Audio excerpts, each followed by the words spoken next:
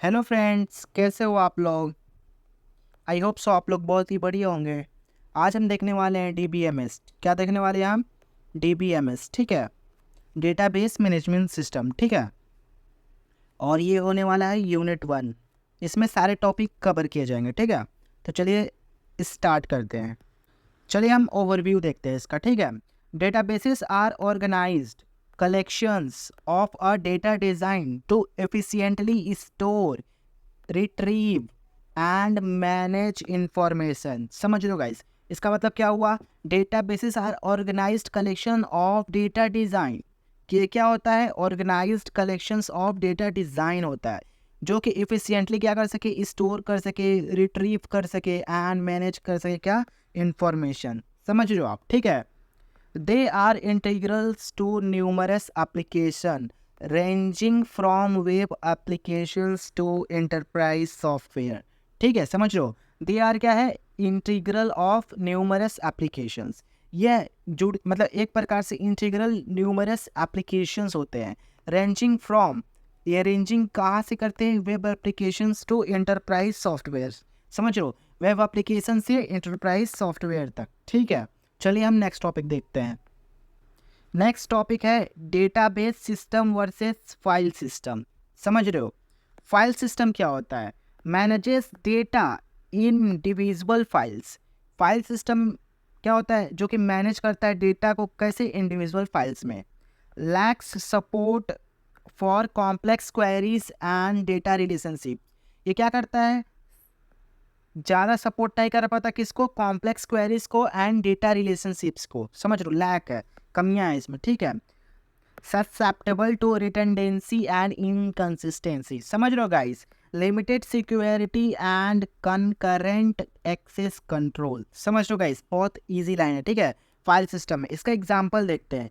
A simple text file is storing a list of contacts. A simple text file क्या करता है? Storing a list of contacts को मतलब करता है ना। समझ लो ना गाइस।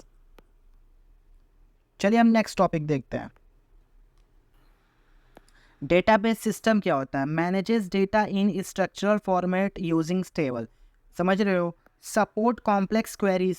क्या करता है? कॉम्प्लेक्स क्वेरीज को सपोर्ट करता है, रिलेशनशिप्स को एंड ट्रांजेक्शंस को। समझ लो। Minimize redundancy and inconsistency. Redundancy को क्या करता है? मिनिमाइज करता है, और इनकंसिस्टेंसी को भी, ठीक है। Provides robust security. क्या करता है? प्रोवाइड्स कराता है क्या? Robot security and concurrent access control. समझ लो गाइस, बहुत इजी है। इसका एग्जांपल देख लो। और relational database managing a company's employee record. समझ रहे हो? RDBMS इसको कहते हैं, ठीक है। रिलेशनल डेटाबेस मैनेजमेंट सिस्टम जो भी होता है, ठीक है। इसमें क्या होता है? Relational database managing a company employees record. समझ लो, जैसे कि कंपनीज के जो भी एम्प्लॉय होते हैं उनके रिकॉर्ड को किया जाता है। डेटाबेस सिस्टम आपको समझ में आया होगा, ठीक है। चलिए हम नेक्स्ट टॉपिक देखते हैं। Database system concept and architecture. Database system concept and architecture क्या होता है? चलिए हम इसके कंपोनेंट के बारे में जानते हैं, ठीक है। पहला होता है DBMS, दूसरा होता है डेटाबेस, तीसरा होता है स्कीमा, चौथा होता है इंस्टेंसेस, ठीक है। DBMS क्या होता है? Database management system, software that manages the database. ये एक प्रकार का सॉफ्टवेयर होता है जो कि मैनेज क्या करता है? डेटाबेस को, ठीक है। डेटाबेस क्या होता है? Collections of organised data. एक ऑर्गेनाइज डेटा के कलेक्शंस को क्या कहते हैं? डेटाबेस। चलिए अब स्कीमा जान लेते हैं। Structure defining table. ये एक प्रकार का स्ट्रक्चर होता है जो डिफाइन किसको करता है? टेबल, फील्ड एंड रिलेशनशिप्स को, ठीक है। और इंस्टेंस क्या होता है? इंस्टेंसेस क्या होता है guys? Actual data store in a database at the given time. Instant मतलब समझते हो ना, तुरंत, मतलब वही वाला। Actual data stored in a database at a given time, जो टाइम दिया गया है वही समय पे, ठीक है। चलिए हम नेक्स्ट टॉपिक देखते हैं इसका। आ गए भैया हम आर्किटेक्चर पे, ठीक है। 3 टियर आर्किटेक्चर, ठीक है। 3 टियर आर्किटेक्चर के बारे में हम जानते हैं आगे। चलिए ठीक है, देखते हैं गाइज। ये है इनके 3 level of architecture: internal level, conceptual level, external level, ठीक है। पहले इंटरनल लेवल जानते हैं। इंटरनल लेवल में क्या होता है? Physical storage of data. Physical storage of data, ठीक है। फिजिकल स्टोरेज ऑफ डेटा किस में होता है? इंटरनल लेवल पे, समझ रहे हो। कॉन्सेप्चुअल लेवल पे क्या होता है? कॉन्सेप्चुअल लेवल पे देखो, कॉन्सेप्ट में क्या होता है? Logical structure of an entire database. Logical structure क्यों, क्योंकि यार कॉन्सेप्चुअल चीज़ें आ रही हैं, ठीक है। और एक्सटर्नल में क्या होगा, इंडिविजुअल यूज़र व्यूज़, जो भी इंडिविजुअल व्यूअर्स के यूज़र्स के व्यूज़ हैं वो देखा जाता है एक्सटर्नल लेवल पे। इंटरनल लेवल पे क्या देखा जाता है, physical storage of data, physically data कैसे स्टोर हो रहा है, ठीक है। कॉन्सेप्चुअल लेवल पे क्या हो रहा है, लॉजिक देखा जा रहा है, और एक्सटर्नल लेवल पे इंडिविजुअल यूज़र व्यूज़ देखा जा रहा है। इसका एग्जांपल देख लेते हैं। An online book store use a DBMS to manage inventory. जो भी ऑनलाइन बुक स्टोर होता है वो यूजेस डीबीएमएस को यूज़ करता है टू मैनेज देयर इन्वेंट्री, समझ रहे हो। Customer data and order processing, समझ हो गाइस, कितना इजी एग्जांपल है। चलिए हम देखते हैं नेक्स्ट टॉपिक, ठीक है। ये है number 4, data model schema and instances, ठीक है। हमने आपको स्कीमा बता चुका है, इंस्टेंसेस भी बता चुका है। अब इसके बारे में, उसके डेटा मॉडल के बारे में समझते हैं। डेटा मॉडल पहले क्या होता है वो समझ लेते हैं, ठीक है। Abstract framework organise data element, ये क्या होता है, एक प्रकार का एब्स्ट्रैक्ट फ्रेमवर्क होता है जो कि ऑर्गेनाइज डेटा एलिमेंट करता है, और क्या करता है, उसके रिलेशनशिप्स को, समझ रहे हो गाइस। स्कीमा क्या होता है, blueprint of the database, schema होता है ब्लूप्रिंट ऑफ द डेटाबेस, ठीक है। फिजिकल स्कीमा क्या होता है, देखिए स्कीमा के दो टाइप है, फिजिकल स्कीमा, लॉजिकल स्कीमा, ठीक है। तो फिजिकल स्कीमा क्या होता है, how data is stored physically, ठीक है। और लॉजिकल में क्या होता है, how data is organised logically. Logical में डेटा कैसे लॉजिकली ऑर्गेनाइज्ड है, फिजिकल में कैसे डेटा फिजिकली स्टोर्ड हो रहा है। अब इंस्टेंस क्या होता है, स्नैपशॉट, देखो snapshot of data in database at a specific moment, जो कि हमने बताया था वहाँ पे, समझ रहे हो, आपको अभी जस्ट मैंने बताया था, ठीक है। Snapshot of a data in a database at a specific moment, ठीक है। चलिए हम इसका एग्जांपल देख लेते हैं। In a university database, university के डेटाबेस में the schema defines table for students, schema जो वो किस लिए डिफाइन होता है, tables for student, courses and enrolments, जो भी स्टूडेंट का डेटाबेस मैनेजमेंट बनता है वहाँ पे, तो उसको में मतलब स्कीमा में क्या डिफाइन किया जाता है, स्टूडेंट के उसके कोर्स कौन से हैं, और इनरोलमेंट्स उसके, ठीक है। And instance would be actual record of an student, ये इंस्टेंट क्या है, वही एक मतलब एक्चुअल रिकॉर्ड ऑफ स्टूडेंट है जो कि इनरोल किया है कोर्स में ड्यूरिंग अ सेमेस्टर, समझ रहे हो। जैसे कि मैं बताता हूँ, आपके कॉलेज के पोर्टल पे देखो, जब भी आप अपने सेमेस्टर में नेक्स्ट सेमेस्टर में जाते होगे, तो आपके यहाँ पे कहा जाता होगा कि आप मतलब अपनी जो भी कॉलेज की वेबसाइट होगी उस पर गाइस क्या करो, आप रजिस्टर कर लो उस सेमेस्टर के लिए। मान लो आप ये देख रहे हो, आप किस सेमेस्टर में देख रहे हो, या 5th सेमेस्टर में देख रहे हो, ठीक है। तो 5th सेमेस्टर में आप देख रहे हो, तो हर एक सेमेस्टर में आपको बोला जाता है कि आप इस वेबसाइट के पोर्टल पे मतलब अपना रजिस्टर करो। जैसे आप एग्जाम में भी नहीं पढ़ते हो, जैसे अपना सब्जेक्ट चूज करते हो, तो भी सब्जेक्ट आपका होता है ना, वो डेटाबेस में जाता है, तभी तो आपका बन के आता है ना वो एडमिट कार्ड वगैरह, ठीक है। वैसा ही सीन समझ लो, ठीक है। चलिए हम देखते हैं नेक्स्ट टॉपिक।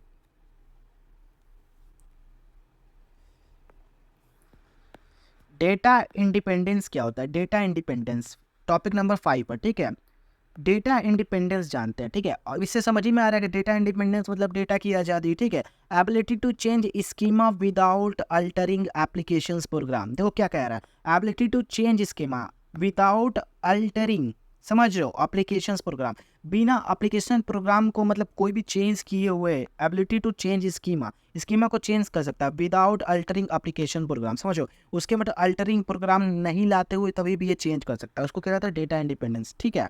अब इसमें क्या होता है, physical data independence, logical data independence, ये भी दो टाइप का होता है, ठीक है। इसमें क्या होता है, changes physical storage without affecting the logical schema, ठीक है। इसमें क्या होता है, ये चेंज कर सकता है फिजिकल स्टोरेज कैसे, without affecting the logical schema, समझ रहे हो, बहुत ईजी लाइन है। और लॉजिकल डेटा इंडिपेंडेंस में क्या होता है, changing the logical schema without affecting applications, ठीक है। बिना एप्लीकेशंस को अफेक्ट किए हुए क्या कर सकता है, चेंजेस कर सकता है, किसमें, लॉजिकल स्कीमा में, ठीक है। एग्जाम्पल देख लो, लॉजिकल स्कीमा में चेंज हो सकता है, ठीक है, और यहाँ फिजिकल स्टोरेज में चेंज हो सकता है, ठीक है। इसका एग्जाम्पल दे लेते हैं।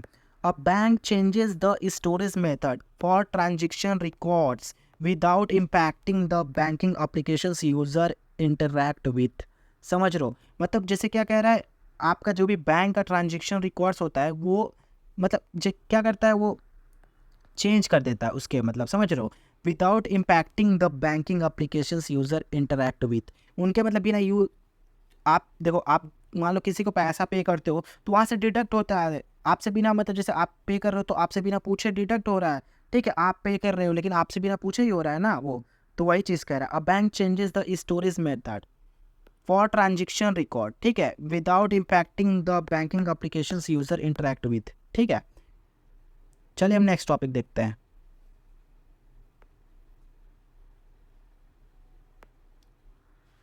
6 databases language and interfaces. Database language and interfaces क्या होता है? टाइप्स ऑफ डेटाबेस, चलिए हम देखते हैं। DDL, DML, DCL, ये तीनों बहुत इंपॉर्टेंट है, ये तीनों एग्जाम में आते हैं, हर बार आते हैं, तो इसको थोड़ा स्टार वाला मार्क कर लीजिए, ठीक है।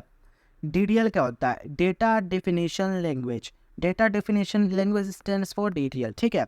डिफाइन डेटाबेस स्ट्रक्चर, ये क्या करता है? डेटाबेस के स्ट्रक्चर को डिफाइन करता है, ठीक है। अब चलिए भैया हम DML जानते हैं, डेटा मैनिपुलेशन लैंग्वेज, ये डेटा को मैनिपुलेट, देखो मैनिपुलेट्स डेटा, समझ रहे हो। और DCL क्या होता है? देखो आप देखो, D फॉर क्या है? डेफिनेशन, M फॉर क्या है? मैनिपुलेटिंग, और C फॉर क्या है? कंट्रोल। सिर्फ बीच वाला ही चेंज है, दोनों आपस में डेटा और लैंग्वेज ही है, ठीक है। तो ये तीसरा क्या है? डेटा कंट्रोल लैंग्वेज, ये क्या करेगा?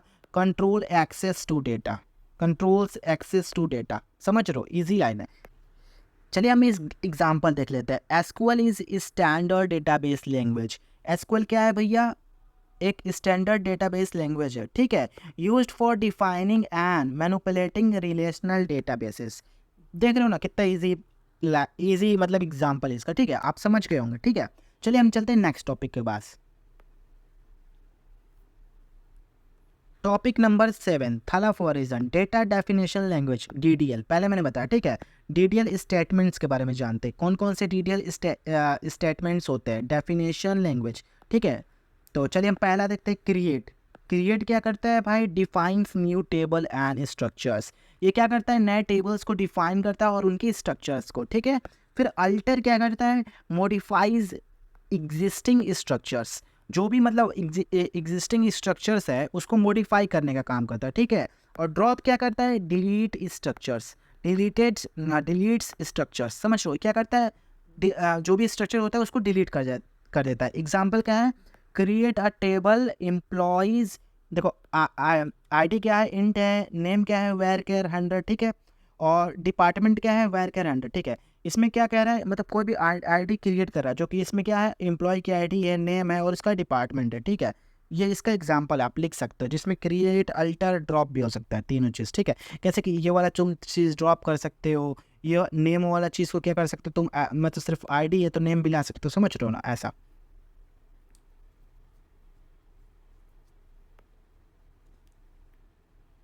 चलिए देखते हैं 8, डेटा मैनिपुलेशन लैंग्वेज, DML, ठीक है।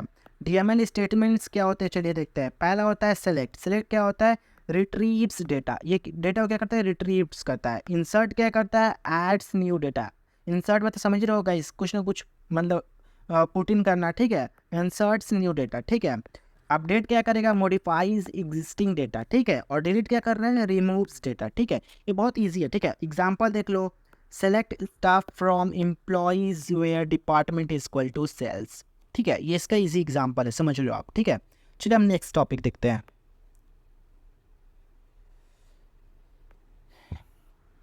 आगे हम टॉपिक 9 पे, ठीक है। ओवरऑल डेटाबेस स्ट्रक्चर, ठीक है।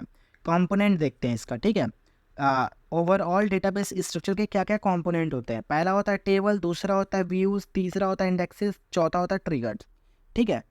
टेबल्स में देखिए क्या होता है? Store data in row and columns, rows और कॉलम्स के फॉर्म में डेटा क्या होता है? स्टोर होता है, गाइस समझ रहे हो? रो और कॉलम, समझ रहे हो ना।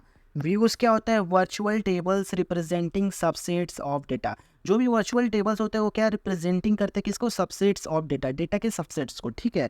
इंडेक्सेस में क्या होता है? इम्प्रूव डेटा रिट्रीवल स्पीड्स, जो भी डेटा के रिट्रीवल स्पीड्स होता है उसको इम्प्रूव किया जाता है, ठीक है। और ट्रिगर्स में क्या किया जाता है? Automated action based on events, जो भी एक्शंस हो रहे हैं बेस्ड ऑन इवेंट्स उसको क्या किया जाता है? ऑटोमेट किया जाता है। इसके एग्जांपल देख लो, an e commerce database structure included stable for products, customers, orders and reviews, समझ रहे होगे ना। जैसे कि देखो प्रोडक्ट्स में क्या है? प्रोडक्ट्स कुछ ऐड हो रहे हैं, कुछ डिलीट हो रहे हैं, कुछ मतलब स्टॉक में नहीं है, समझ रहे हो। कस्टमर्स कभी खरीद रहा है, कभी उसको मतलब क्या कर रहा है? कैंसिल कर रहा है। ऑर्डर्स वगैरह जो भी है, मतलब कस्टमर की भी नई ID बन रही है, ऑर्डर्स ऐसे हो रहा है, कोई खरीद रहा नहीं, समझ रहे हो ना। और रिव्यूज़ कोई दे रहा है, कोई नहीं दे रहा है, समझ रहे हो, वही सब वगैरह वगैरह चीज़ है, ठीक है। चलिए हम नेक्स्ट टॉपिक देखते हैं। ये है next topic, topic number 10। Guys आपने बेन 10 देखा है क्या? वाई 10, ठीक है। Data modelling using the entity relationship model. Guys ये दो जो शख्स है ना, एंटिटी रिलेशनशिप मॉडल, ठीक है, ये इनको आप एग्जाम में देखोगे यार। जैसे मैं नहीं बोलता हूँ कि अरे यार अब जैसे मतलब पनीर के बिना पार्टी कहाँ यार, पनीर के बिना कोई भी मतलब शादी उदी की पार्टी फीकी लगती है। वही है एंटिटी रिलेशनशिप मॉडल जो है ना, वो एग्जाम में आपको दिखेंगे ये भैया बहुत इंपॉर्टेंट है, ठीक है। तो इनको देखिए थोड़ा।